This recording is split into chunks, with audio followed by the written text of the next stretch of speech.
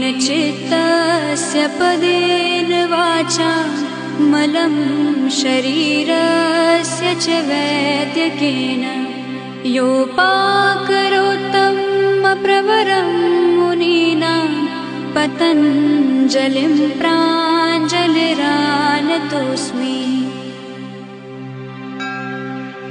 योगेन चित्तस्य पदेन वाचा मलं शरीरस्य च वैद्यकेन योपाकरोत्तं प्रवरं मुनीनां पतञ्जलिं प्राञ्जलिरानतोऽस्मि।